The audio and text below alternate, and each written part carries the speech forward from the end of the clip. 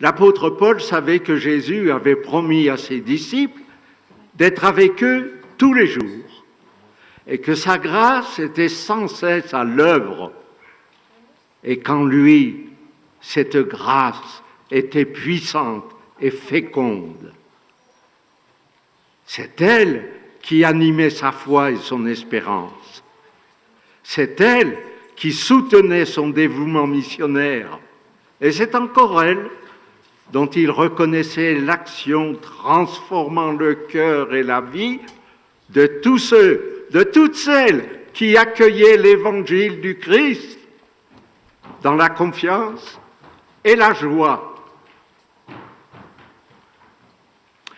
Saint Paul avait sans doute parlé avec un tel enthousiasme de cette présence du Christ ressuscité que certains membres de la communauté de Thessalonique en étaient venus à penser que le jour du Seigneur était arrivé, que la manifestation de sa gloire était imminente et qu'il allait juger le monde.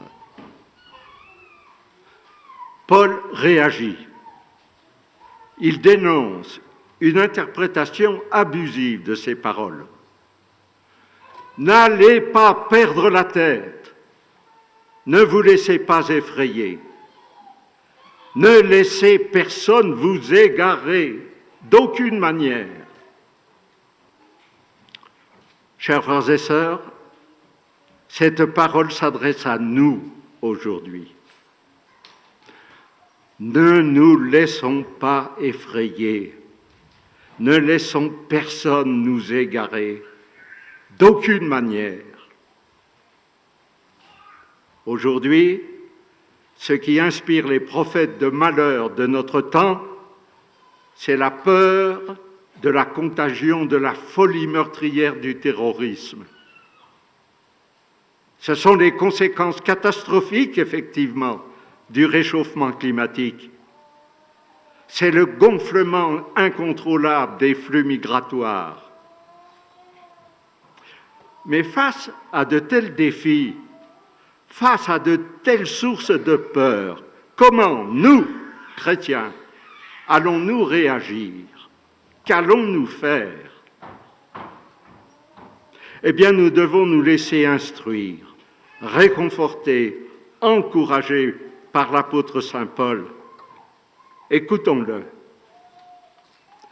Frères et sœurs, par la proclamation de l'Évangile, Dieu vous a appelés à entrer en possession de la gloire du Christ.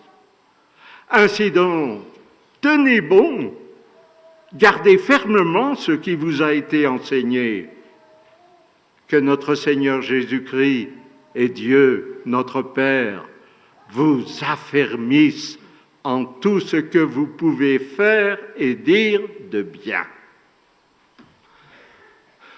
Que voulez-vous que je vous dise de plus, mes chers frères et sœurs?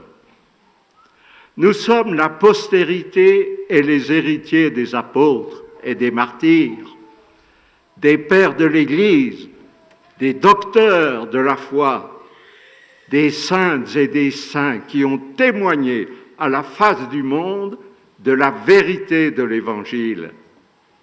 Cette source de paix et de joie dans le pardon, la réconciliation, la fraternité, la justice et la paix. Tous ceux, toutes celles qui nous ont précédés à la suite du Christ nous adjurent de ne pas nous laisser égarer. Aujourd'hui, dans la condition qui est la nôtre, telle que nous sommes, avec les moyens dont nous disposons, nous sommes assurés que le Christ est avec nous et qu'il nous conduit sur le bon chemin et que nous ne serons pas éprouvés au-delà de nos forces.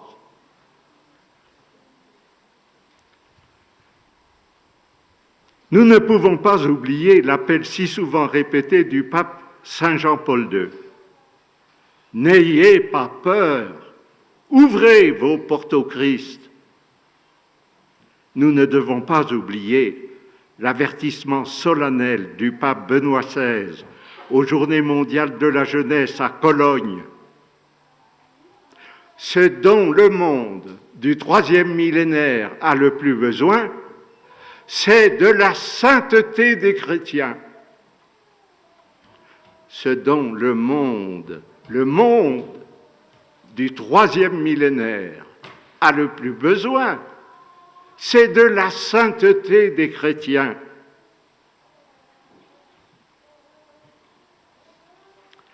La sainteté des chrétiens. Un chrétien animé du feu de l'Esprit Saint est déjà un citoyen de la cité céleste, mais il a encore à vivre en citoyen de la cité terrestre, artisan de justice et de paix pour une civilisation de l'amour. Un chrétien est citoyen de la cité céleste lorsque pour lui, le Christ est la voie, la vérité et la vie. Lorsqu'il se laisse instruire par la parole de Dieu, conscient d'avoir à se laisser évangéliser de plus en plus en profondeur, attentif à la présence de l'Esprit Saint, à l'intime de sa conscience et de son cœur, appliqué à fuir le mal, à accomplir le bien, nourri de la grâce des sacrements, et solidaire des autres chrétiens, avec eux, membres du corps ecclésial du Christ. La vie d'un chrétien est belle, mais elle n'a jamais été un long fleuve tranquille. Le Christ Jésus, origine et terme de notre foi, est un Messie crucifié, scandale pour les Juifs, folie pour les païens, mais puissance et sagesse de Dieu. La voie ouverte par le Christ, sur laquelle il nous entraîne à marcher à sa suite, passe par le calvaire, le mystère de Pâques, mystère de mort et de résurrection, qui bouleverse notre intelligence et affole notre sensibilité. Ce mystère est au cœur de chacune de nos vies, mes frères et sœurs. Il nous faut consentir à entendre Jésus, le prince de la vie, le maître du bonheur, nous dire « Celui qui veut sauver sa vie, la perdra.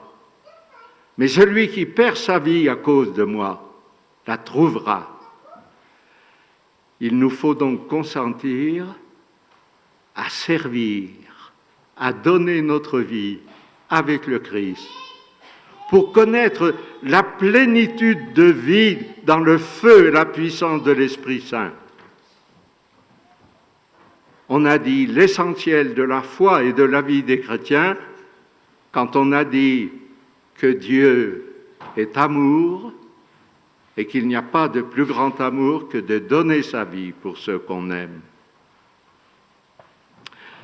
N'en doutons donc pas, frères et sœurs, si nous nous efforçons de vivre vraiment en enfants de Dieu, animés de l'Esprit Saint, guidés et soutenus par la Vierge Marie, comme elle a guidé et soutenu Benoît pendant 54 ans, nous pourrons témoigner de notre espérance et de notre joie à la face du monde et proclamer pour toutes les nations, le Seigneur est roi, il gouverne les peuples avec droiture.